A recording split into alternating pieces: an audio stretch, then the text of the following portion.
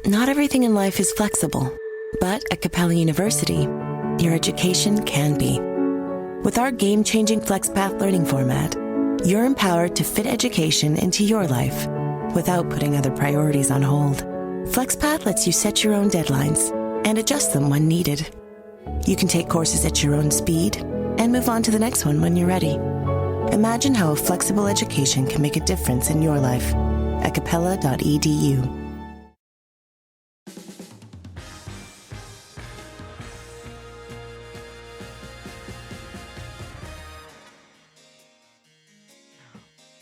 Welcome to We Are Not Journalists. I'm Maximilian Clark. I'm Walter Masterson. Yeah, today on the program, we do our civic duty and volunteer for the Jamaal Bowman campaign. Don't ask us how that went. Nope, don't ask us about that. Because we'll tell you. It's the second half of our show. We'll take you live into the field. Yeah, don't spoil. We're not going to spoil it for you. Yeah. I mean, you know, if you read the news, you wouldn't be here. Yeah, I mean, if you read the news and stayed informed and were a smart person, you wouldn't be listening to this. Yeah, exactly. And before that, we have a bunch of stuff and nonsense to gab about. You know, a nice little gab session. Walter, familiar with Gab? Familiar with Gab? Which, like the app? Crushing it. And it's this kind of lightning quick banter that everyone has come to expect from us. Yeah, no, I mean, I'm good at improvisation. You know how we often wonder how people don't understand we're doing satire? Yeah. Like you'll be out there literally shouting into a megaphone, "We hate women," and there'll be conservatives who are just like, "Yeah, all right." No. Yeah, they're like, "Yeah, yes, that's it, of course." When people on the left are just like, "Man, yeah, typical conservative," and we're just like, "No, we're trying to heighten. We're trying to." Yeah. That's the best form of comedy. We do the highest form of comedy, the type of comedy that you have to explain to people afterwards.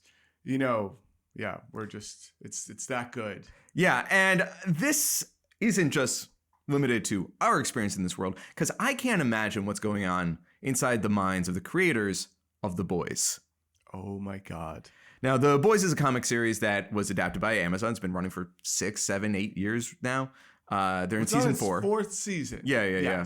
And it is a satire. It is a takedown of conservatism. Yeah. But in the 4th season, conservatives finally noticed. Okay, so it's amazing. Every season has gotten less and less subtle. Yes. And the 4th season, they're like, this is about you. This is about you, okay? Yeah. And they're like... Literally, Homelander is out there like, we got to make America great again. Yeah. And then Blaze versus enemies. And people are like, oh, so he's the bad guy. No, but he's like the one thing that X-ray. clued them in was a black woman. Yes. One of the lead characters. They were like, aha! Now it's woke. Now we're on to you. Which I'm just like, God, you're stepping in it so hard. Remember when they did a remake of the Wolfenstein games and the tagline was "Go shoot Nazis" because it's a video game about shooting Nazis? Mm-hmm. And people were like, this is an attack on conservatives. And then normal people were like, why? Why do you think it's an attack on conservatives? Yeah. Literally every time, like when Biden was saying we need to respond against white supremacy, he gave that speech, and conservatives were like, Nazis and white supremacists, conservatives were like, how dare you? And it was like, you could have just said, we agree. Yeah. White supremacists, Nazis, bad. You're definitely not talking about us. Right. It's like whenever there's like an anti-racist movement, and they're like, well, we know what that's code for. and we're just like, no, it's not code for anything. You're just the thing they're anti. Yeah. But the season of The Boys is just like, there's so many tweets that are like, you had me for 3 seasons, but now I'm not watching. Like these are the guys that thought Homelander was the good guy. And it's so embarrassing because it is the most unsubtle season I've ever seen. There were scenes in there where it's just an overload. I mean, like you said, the it's like everything. The writer did everything but break the fourth wall. Well, you know how like when you pause things on Amazon, there's the X-ray that tells you like who's in the scene and like what's the guy. There should literally be a dramaturg who's just like, okay, Homelander represents the bad parts of nationalism, while Superman is a patriot and believes in the American ideals. He does so in a way that focuses on justice and equality, whereas Homelander takes a more cynical view of American. Yeah. For years, I'm like, how are these like superhero movies and action adventure movies blockbusters when the bad guy is clearly any given conservative? Like, why is there no conservative outrage over any of these villains when they're clearly the bad? And of course, it's just because they didn't get it. Yeah, like like the what's it the end game and everything. It's like a literal eugenicist who wants to split the population in half. Well, hey, Thanos did it randomly. It's not about eugenics. It's about poor urban planning. Thanos could have made a walkable city and just solved this crisis that way. Sustainable farming. Yeah, exactly. Yeah, he was like, nah, let's just kill half the population. Yeah. There was a Thanos' right crowd, but like, was he? Yeah. Because like the human population has doubled in the last 50 years. So if you cut it in half, in 50 years, it's going to be the same again.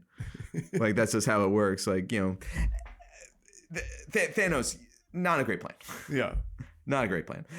So anyways, if you want some mild entertainment, go on X and watch as Nazis' heads explode. Just like search in The Boys. It's like when they figured out Green Day. Oh, yeah. Like American Idiot was about them. Or like that tweet that went mega viral. This guy had like 200 followers. And this tweet went apeshit viral where he's like, I liked Rage Against the Machine. Yeah. Until they got political. And the entire internet was Tom Morello was just like, oh my God. Like there's a new one that I saw going around Reddit where a guy was just like, Fish is everything that the alt-right stands for. And the lyricist for Fish was like, I would stick my dick in a blender before I voted for Trump. I believe was his exact words. And it's just like, yeah, like they're playing macho man at these Trump rallies, and they just don't understand how every creative in every field, except for John Voight and Tim Allen, thinks that they are the worst humans to ever exist. Anywho, I think that we should, continue to reach across the aisle and bring them in. But, because you don't have to, like, if you're listening to this and you're just like, oh, this guy's being mean to me. No. Hate the sin, love the sinner. Yeah, stop being racist.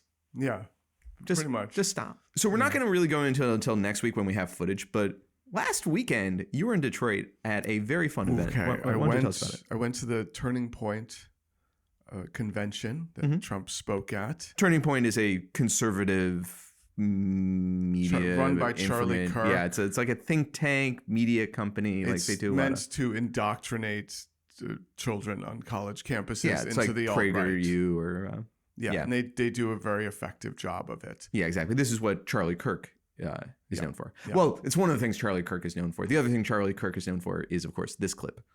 I'm sorry. If I see a black pilot, I'm going to be like, boy, I hope he's qualified. Wow. Thanks, Max. I don't think we've lost enough listeners listening. They love it. So if you don't, let us know in the Discord. So I did something different. I bought a Prince Zuko costume. From Avatar: The Last Airbender. Yes. So Fire Nation. And I did the whole makeup with the eye, the burnt eye. And everything. And it looked actually great. Oh, it was even on the right side. Yeah. Nice. So inside joke there. And I went there and I, talked about the Fire Nation. That we're going to talk about. Yeah, we'll get into it. I'm still editing all of it. It was a great time, and I would have loved to go, but I was stuck here in New York. I had pre-existing plans, and it might surprise you what some of those plans ended up being, because I spent 5 hours on Saturday watching a little program called MILF Manor. Yeah. Are you familiar with this show? Oh, absolutely. It is the weirdest. It is so weird. For our listeners, it was a Jack Donaghy idea on 30 Rock. And they just made it in reality. Like, if this isn't the sign of the end times. So the show is 8 lucky MILFs, age 43 to 59, which is just a weird sentence. I feel like a guy could be 90 on The Bachelor and then be like, oh, he's looking for love. But anyone over the age of 40 who's a woman is just like MILF. Yeah. But they had to have proof because each of them had at least one child. And we know this because their adult sons were also on the dating island looking for love among the other MILFs. Yeah. And I know that every show that's come out that's a dating show is an experiment now. Yeah. Like Love is Blind is an experiment. Naked Attraction, it's an experiment. This, they say, is an experiment. And it must be because there's no objective. It's not like they're eliminating people. It's not like you win something. They are literally, we're going to put you on an island with your moms and son teams are going to be on an island. And we want you fucking. Yeah. And we're going to keep rolling the cameras until it happens. Yeah, and I also love the fact that there were like sons that were trying to get it on within the first 3-4 hours. Yeah. With like, there were other sons that were like, oh, okay, right, this is kind of weird. Then there was like, then there were the guys that were like, yeah, she's hot. Yeah, mom, don't wait up for me. There was also like one mom who's just like, I'm going to fuck someone tonight. And her kid was like, Mom. Yeah, the kid had the blinders on. The kid was like, oh, my mom. Well, I mean, like, he gets it popping. Yeah. Oh, I mean, he knows. Like that mother-son teen is definitely the villain of the season. They signed up. They're like, this is going to be good TV. We were going to go all in. But it's so funny because they do confessionals with the mom-son teams, and it's a mom-son dynamic. And it's just like, you're embarrassing me in front of the other MILFs. But also, like, the sons are like, you're trying to fuck my mom. And it's so weird. And my favorite part is they don't eliminate anyone off the show, but they did one time. And like all the contestants were like, wow, I didn't realize they were eliminating anyone. And they just had this pretense to get rid of this one mom-son team who was not on the show at all. And I think they were literally just there for the zip line. I think they got there because no one knew the premise until they were already there. And I think there's one mom-son team who halfway through left after just like paddleboarding and not talking to anyone else because they're like, nope, we go to therapy. We don't need this. That's amazing. That's really the winners in this situation. Yes. They got there. They stayed in this luxury resort. They went paddleboarding, zip lining, and room service. Yeah. Until the producers were like, we're going to replace you with a dumber MILF son set. Yeah. And then they're like, oh, so we get to go home right now? Oh, yeah. Okay. And to be clear, this isn't a breach of contract. Yeah. Great. All right. See you later. and like everyone around the table was like, bye guys. Who are they? I feel like I've never seen them. Yeah, I love that. Yeah, it was incredible. They have like challenges to win dates with the other. It is incredible. So that's what I was doing while you were in Detroit. Fantastic. So that's why you didn't come with me. I love it. So I went there alone, met up with a camera person, and we both shot the entire day and got a bunch of interviews. I was up until 2 a.m. Fantastic. Yeah. Max. You know, it's not that I didn't make sacrifices. I was wondering why we were talking about MILF Island. And so we were just talking about it to explain why you completely bailed. MILF Manor. MILF Island Manor is the 30 Rock show, which is the same show. Pardon me. I just can't wait until they adapt Werewolf Bar Mitzvah. So it's June, and you know what that means. Well, according to Charlie Kirk in Detroit, it's White Boy Summer. You know, honestly, that feels a little race baity coming from Charlie Kirk. It's definitely on brand. Yeah, no, it definitely is on brand, especially in the context of this clip that I found of him recently. No. Play the White Boy Summer clip. I'm sorry. If I see a black pilot, I'm going to be like, boy, I hope he's qualified. Yeah, was that the one you wanted? I like how you speed it up every time you play it. Mm-hmm. To like get through it quicker. Next time it's going to be so slow. We have to, we play the Charlie Kirk thing because we realize too many people listen to our podcast, and we're trying to get it into the negative. We play it because too many people listen to Charlie Kirk's podcast. And if you meet Charlie Kirk, I want you to be equipped. I want these words burned into your head so you say them when you meet him, and watch his non-apologetic ass be like, yeah. That's the left making me racist. You wouldn't have done that before. That's not an immediate. No, you wouldn't have done that before. That's not who I am. That's not what I believe. It is the reality the left has created. And then you get to slap him. You get to slap him one time. Okay. But he is right. It is White Boy Summer, especially the 4 white conservative boys on the Supreme Court, because In June, the Supreme Court is set to give a record number of rulings on cases from should you be allowed to have an abortion pill to can a president order the murder of his political rivals. And it's going so good so far. Yeah, so wait, the milfaprostone, they're not banning it. The milfaprostone. Milfaprostone. Milfaprostone. Yeah, it's the Freudian slip where you say one thing, you're thinking of a mother, Yeah. Yeah, so good news. Abortion pill, legal federally for now. At least they didn't ban it. It's nice to know that the Supreme Court will still side with major pharmaceutical lobbies. Thank God. Yeah. If only there was some way to commodify the rest of human suffering in a way that would make them open to like banning homelessness in a positive way, not the way Florida is doing. Yeah, there's got to be a pill for that. Yeah. That's just Adderall, maybe. Yeah, you're right. Wait, actually, that's a take. Give the homeless people Adderall. Yeah. And just see what happens. Maybe they get jobs. Yeah, or maybe they just, like talk about crypto too much. Yeah, or maybe they just have to pee all the time. Yeah. Yeah. Overwhelming our public bathroom infrastructure. But one of the most tragic rulings, I'll say, is they peeled back a Trump-era law. You know what? Which sounds good. I was so...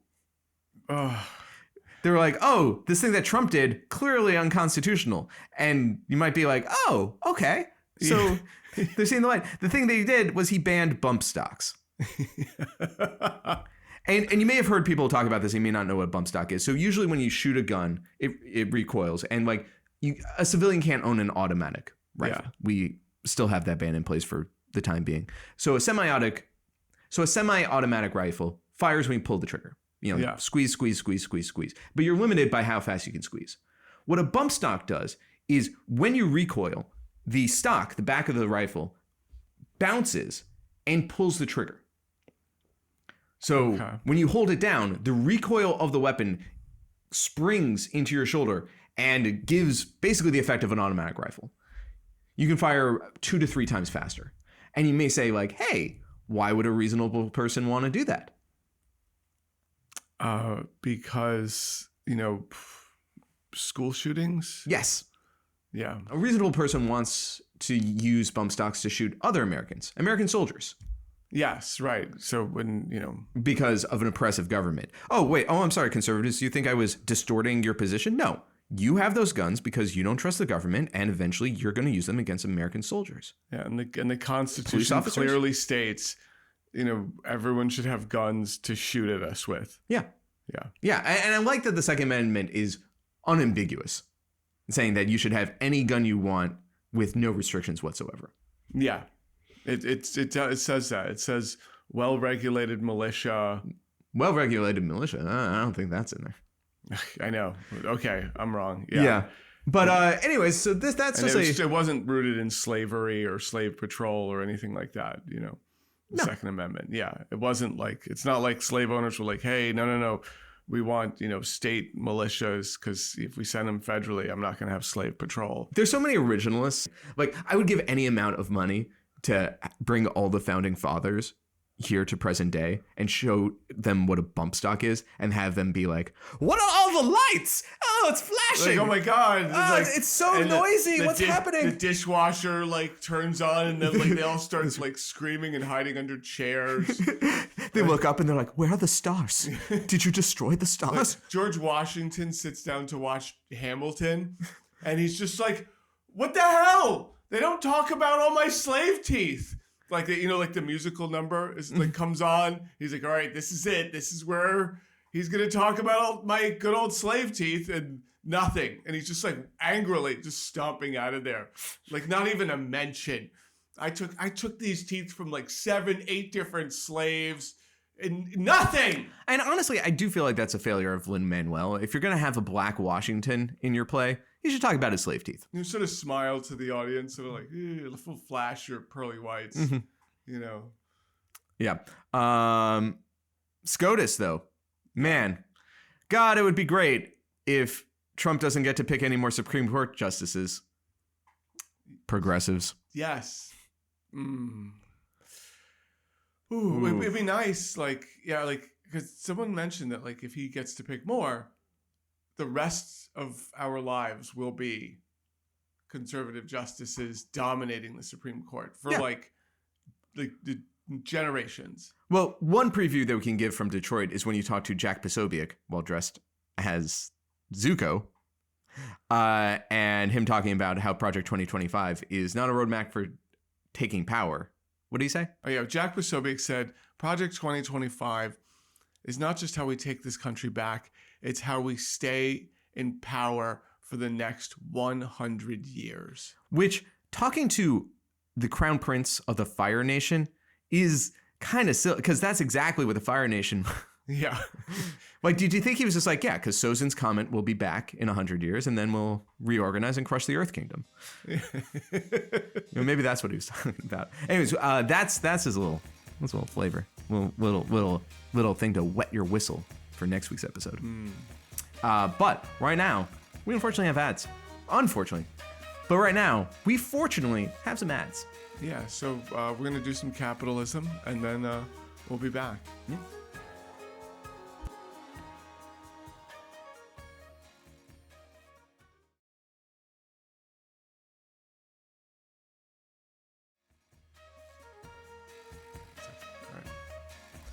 And we're back to We Are Not Journalists, the only show that has no MILFs. If you are a MILF, feel free to come on.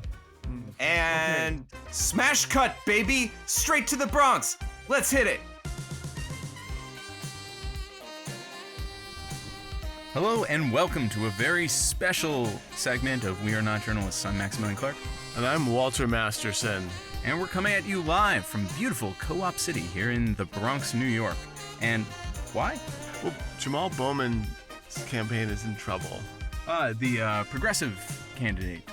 He is a congressman now. He's part of the squad. Yeah, we've talked to him before. He's a nice guy. Yeah, and he dared, question Israel's actions.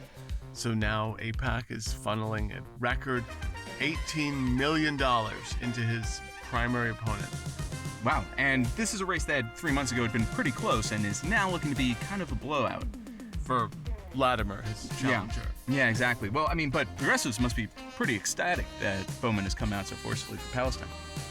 Well, there's the progressives that are showing up for this campaign, and then there's the online progressives, which are saying, well, he's not pro-Palestine enough.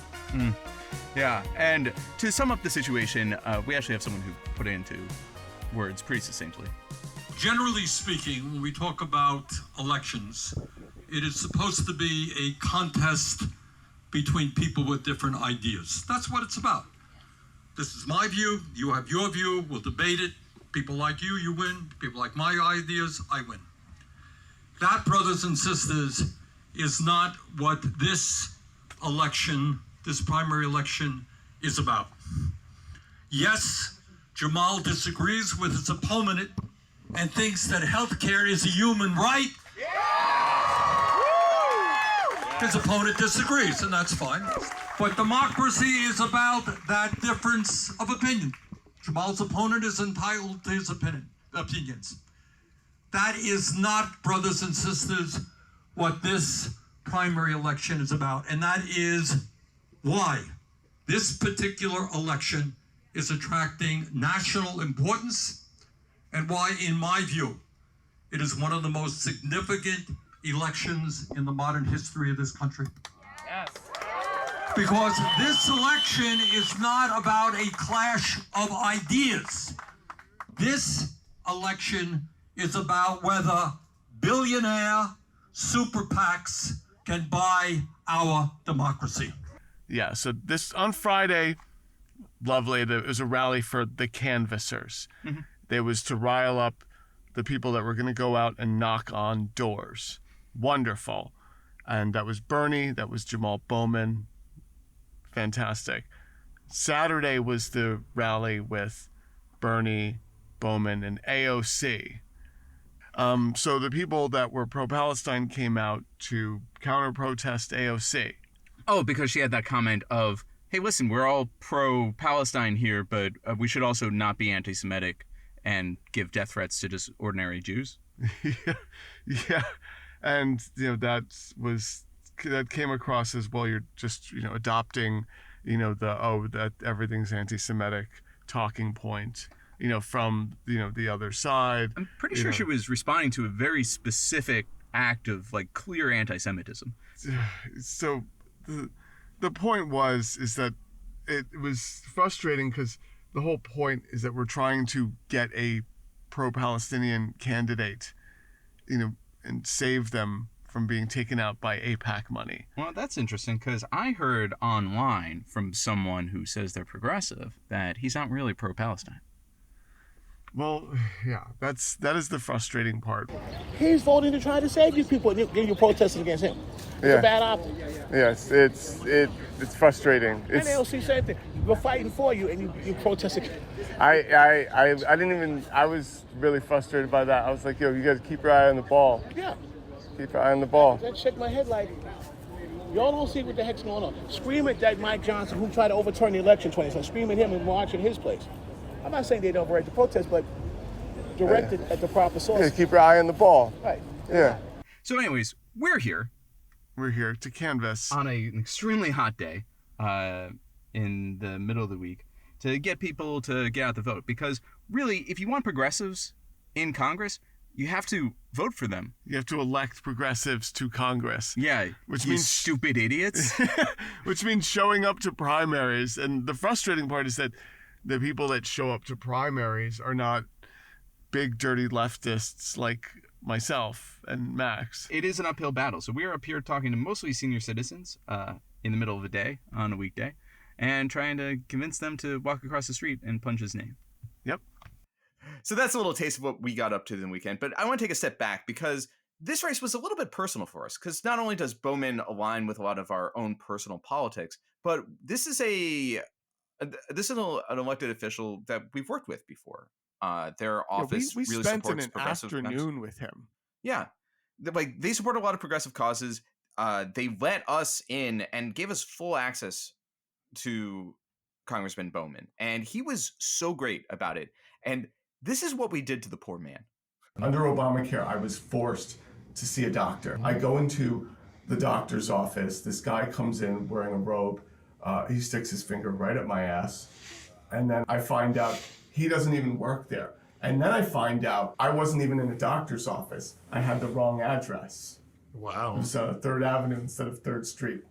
It was a disaster. Other developed nations have universal health care. In America, these things are all part of a for-profit system. As a result, we have tens of thousands of people dying every year. How are we going to pay for all of this? It's America, right? We have a fiat currency, so it's not tied to any gold or silver or platinum or anything. When we need money, we can literally create it out of thin air. That's kind of what we do when we want to pay for war, for example. The question is not, how do we pay for it? The question is, do we have the resources? Do we have people who are ready, willing, and able to work? And do we have a job to give them? If we have those two things... Next thing you know, you're going to apply these same socialist ideals to things like fire departments. I live in a libertarian community, and the fire department is for profit. Mm-hmm. You don't pay your bills, they set your house back on fire. Sounds like a system where people will disproportionately die and lose their homes for no reason. But that's why we also need common sense gun control legislation. There are thousands of deaths every year from car accidents. Do you see us banning cars? And what's next? Cameras and lights at every corner telling me how fast I can go in my own car. That's actually the law right now. You also need a license to drive. I actually burned my driver's license because I didn't want the government having a picture of my face after January 6th. Got it. Okay. They probably have it on file. Burning the license doesn't actually remove it from the digital file that probably exists. But anyway, pretty alarming that you were there on January 6th. It was a peaceful protest. You say it was peaceful, but 5 people died, I think, on that day. How many people normally die when they give tours of the Capitol? 0. That answer is actually 0. I don't know about that, but... You can look it up. I mean, no one dies on tours of the Capitol. They just don't report it. We asked for 45 minutes, and Congressman Bowman gave us 2.5 hours. He was in on the joke. He's great. He's smart. He's super nice. And so years later, here we were in the Bronx trying to help him out. And so Walter and I spent the next 4 or 5 hours going from apartment to apartment, knocking on hundreds of doors. And don't worry, because we were wearing mics the entire time. Yeah.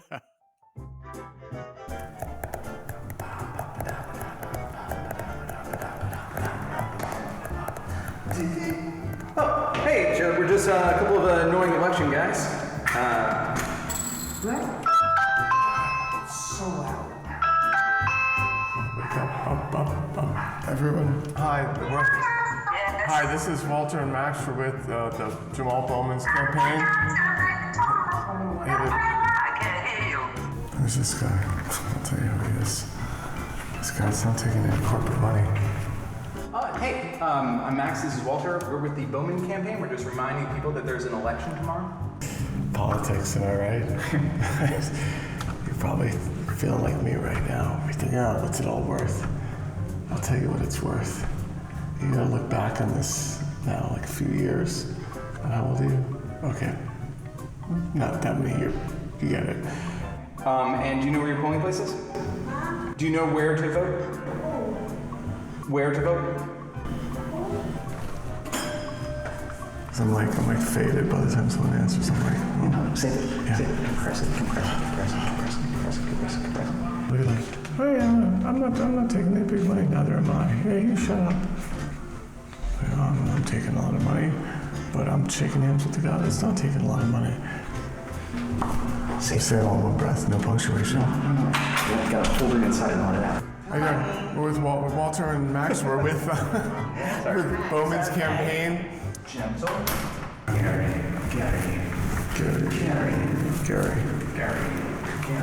Who are you planning on voting for? No, that's my business. Oh, no, that's fine. I come from the old school. No, that's Yeah. Sure. But what can we do to put you into our candidate? And that sounds disgusting. Thank you.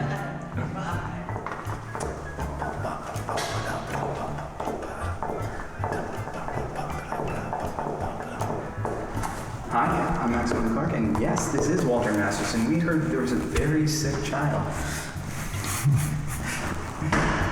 Tomorrow was the last day to vote in the Democratic primary. I know. Thank you. And you know where to vote? Yeah, of course. I've been here 30 years. As soon as they get off the elevator, just fire them. Just give him a paper cut right in the face. It's one of those paper cuts that it's like 30 seconds, nothing. And it just starts gushing. Like a samurai. Yeah. I'm Max, and this is Internet Sensation. Oh, whoops, sorry. You're a liar. You're a liar, Ring. You can't answer the door. They say, look at this, I'm not taking any corporate money. Hey, neither am I. Hey, you shut up now. But hey, I'm really old, but I take a lot of corporate money. But this guy's shaking my hand. He's not taking much corporate money. You'll say, but neither am I. Well, you know what? I don't know who you are. You will. Do you know where to vote? Huh? Do you know where to vote?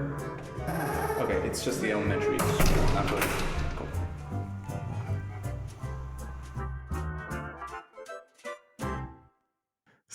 Sorry, potential voters. Yeah, is this why he lost? Are we why he lost? Yeah, there wasn't the massive influx of APAC and other donor money. It was us. And how they, it was us, and how we went through a 26-story building. We're exhausted on the 7th floor and just sort of delusionally deliriously speaking to people. Yeah.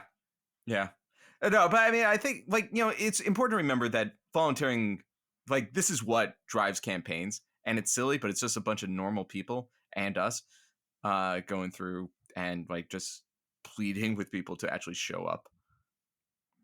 Yeah. So, and it's also really, before we go any further, so it's good to mention that they got, because of the census, there was redistricting. You've heard of, around the nation, Bobert, everyone's getting redistricting, right? So Bowman's district shifted. He went from, a lot of the Bronx to some of the Bronx and a lot of Westchester. Okay. And now, his base has shifted. He's lost a lot of it. Yeah, So well, and worth noting that went down, in the election so black itself, voters. in the election, and in the election itself, the districts within the Bronx, he carried something like 84% of the vote. Wow. Yeah. But he lost most of the Bronx. So he went from having, it was like 34% black voters to 22% black voters. Yeah. Well, I mean, but that's the redistricting in action, right? So like, yeah, and that's that. Yeah. So where we were in Co-op City, like, if there were 14,000 more people there, that would have done it. And there were, they just didn't vote. Yeah. It's also worth noting that when you volunteer for a political campaign, you sort of have this insight into the sort of people who have influence, because the list that they give you of people to talk to, and it's the same list when you're phone banking, it's the same list when you're sending out mailers, it's the same one where you're organizing thing, is based off of not just registered voters, but active registered voters, people who have actually cast a ballot. Active registered Democrats. This was cool because this is the first time I used Minivan, which is an app that campaigns use to track voters. Responses. It's really cool. Yeah, and this was like my second day canvassing, and so I just had a lot of conversations on this, and I got used to the tedium of this. Max, you of course, to your credit, you've been doing this consistently since you were 16 years old. Yeah. From Michigan, New York, more New York. Yeah, more New York. Yeah. Basically the place wherever I happen to live. Yeah, and back in the day, it used to literally just be a stack of names on a clipboard that you would just check and write little notes, and then someone would have to go through all that stuff. And technology has made it easier for people with more grassroots campaigns to, stay organized and to collect information and to stand a chance. Of course, when you're being outspent 5-1 in a race, that's a little more challenging. It looked bleak from the outset. I didn't. Both of us had the same motivation. We got out there because we said, you know what, whatever happens, we don't want to say we did nothing while this happened. Mm-hmm. Yeah, and it is annoying, especially to have so many progressives online beg and plead for their candidates and their politicians and all their electeds to come out in support of Palestine. And then when one of them does, to just be like, okay, cool, thank you. And they're like, oh, okay, well, you're, as you said when we were up there, you're going to have my back, right? Nope. And this was the frustrating part. I mean, he is in the middle of being just taken down by AIPAC, blatantly taken down by AIPAC. And, instead of throwing support behind him, they're upset with him. When I had posted that we need to go support him, there were a lot of people that said, hey, you know what? He's not really that pro-Palestine. And which was very frustrating. And so this to me, this was a very good lesson in what I want to call the on the street left and the online left, right? There were a remarkable amount of left wing, very progressive people that came out of all ages, that came out to canvass for Jamaal Bowman. Mm-hmm. They have been doing this for weeks, tirelessly. I mean, it is so admirable what they did. And they're all, big, dirty leftists like us, right? The online leftists, not so much. It was, hey, why bother? I had to, go to a lot of people online that run big accounts, and I was trying to tell them, I was like, listen, if we up at the polls, it's going to be worthless. Like, what? Mm-hmm. Our protests don't carry any weight if they're not going to win their primaries, right? Like, what, if they look at our protests and us marching by and say, they can go, well, none of y'all are going to show up to take me out the game. So what's the point? I got a whole bunch of seniors here that are, going to go to the polls for me. And, they're going to keep me in office. What do I need you for? It seemed like the harsh reality of this. I think it's important to remind you that telling you to vote doesn't mean you should stop the other things. Go harder on the other things. Go out there, protest, bang on doors, but, call your electeds. Thank you for calling the Central Texas office of U.S. Senator Ted Cruz. We are currently unavailable at this time. Please leave a brief message with your name, phone number, email address, and zip code. Thank you.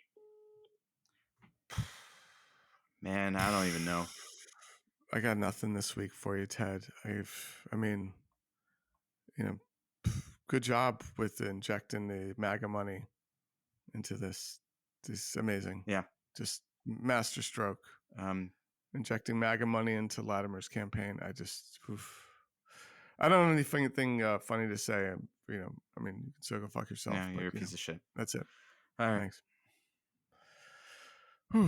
Kind of a rough week. Yeah. So ultimately, at the end of the day, it came down to 14,000 votes. And so Bowman is going to be out of a job come the end of the year. And it was distressing, but it's politics. And I think that, in the best case scenario, a lot of progressives look back and we learn from this and we do better in the upcoming primaries and in November. Yeah. We need to be a reliable voting bloc. Yes, please. That and, billionaires need to stop injecting, Yes. Well, first things first. Yeah. I'm usually not one for concession speeches, but this campaign meant a lot to me personally. So, and I liked Bowman's concession speech. Yeah. So here it is. To take us out, Jamaal Bowman. We know the rich need to pay their fair share. We cannot support corporate tax breaks, and we want and demand universal child care, universal pre-K, paid leave, historic investments in home care, and to continue to fight the evils of capitalism, militarism, and racism. That is who we are. That is who we are going to continue to be.